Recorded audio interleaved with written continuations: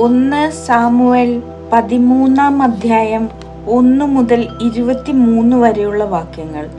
സാവൂൾ തിരസ്കൃതനാകുന്നു. രാജാവാകുമ്പോൾ സാവൂളിന് വയസ്സുണ്ടായിരുന്നു. അവൻ വർഷം ഇസ്രായേലിനെ ഭരിച്ചു. സാവൂൾ ഇസ്രായേലിൽ നിന്ന് 3000 പേരെ തിരഞ്ഞെടുത്തു. 2000 പേർ അവനോടൊത്ത് മിക്മാഷിലും ബേഥേൽ മലനാട്ടിലും നിന്നു. 1000 പേർ ജോനാഥാനോടുകൂടെ ബെഞ്ചമിന്റെ ഗിബെയാദേശത്തും ആയിരുന്നു. ശേഷിച്ചവരെ അവരവരുടെ കൂടാരങ്ങളിലേക്ക് അയച്ചു. ഗേബായിലുള്ള ഫിലിസ്തീയരുടെ കാവ്യൽ സൈന്യത്തെ ജോനാഥൻ പരാജയപ്പെടുത്തി. ഫിലിസ്തീയർ അതറിഞ്ഞ് ഹെബ്രായർ കേൾക്കട്ടെ എന്ന് പറഞ്ഞ് സാവൂൾ രാജ്യമൊട്ടുക്ക് കാഹളം മുഴക്കി. സാവൂൾ ഫിലിസ്തീയരുടെ കാവൽഭടന്മാരെ പരാജയപ്പെടുത്തിയെന്നും ഫിലിസ്തീയർ തങ്ങളെ വെറുക്കുന്നുവെന്നും ഇസ്രായേലിയർ അറിഞ്ഞു. അതിനാൽ അവർ ഗിൽഗാലിൽ സാവൂളിന്റെ അടുക്കൽ വന്നുകൂടി. ഫിലിസ്തീയർ ഇസ്രായേലിനോട് യുദ്ധം ചെയ്യാൻ സൈന്യത്തെ ഒരുമിച്ച് കൂട്ടി.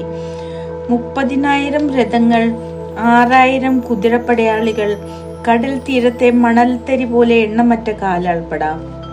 അവർ ബത്താവിന് കിഴക്കുള്ള മിക്മാഷിൽ കൂടാരമടിച്ചു. അപകടസ്ഥിതിയിലാണെന്ന് മനസ്സിലായപ്പോൾ ഇസ്രായേല്യർ ഗുഹകളിലും മാളങ്ങളിലും പാറക്കെട്ടുകളിലും ശവകുടീരങ്ങളിലും കിണറുകളിലും ഒളിച്ചു. ചിലർ ജോർദാൻ നദി കടന്ന് ഗാദിലും ഗിലെയാദിലും എത്തി. സാവൂൾ ഗിൽഗാലിൽ തന്നെ ഉണ്ടായിരുന്നു. അനുയായികളാകത്തിട്ടെ ഭയചകിതരായിരുന്നു.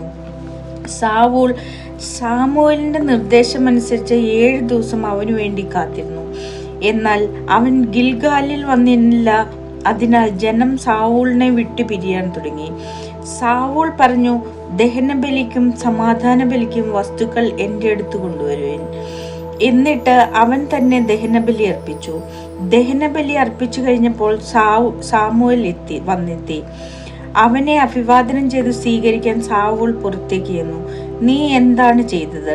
സാമുവേൽ ചോദിച്ചു.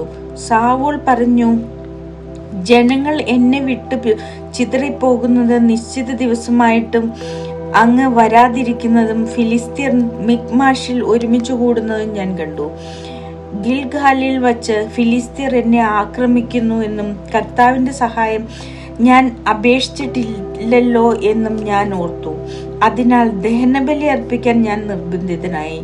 സാമുവേൽ പറഞ്ഞു, നീ വിഡ്ഢിത്തമാണ് ചെയ്തത്. നിന്റെ ദൈവമായ കർത്താവിന്റെ കൽപ്പന നീ അനുസരിച്ചിരുന്നെങ്കിൽ അവിടുന്ന് നിന്റെ രാജത്വം ഇസ്രായേലിൽ എന്നേക്കുമായി സ്ഥിരപ്പെടുത്തുമായിരുന്നു. എന്നാൽ നിന്റെ ഭരണം ഇനി ദീർഘിക്കുകയില്ല.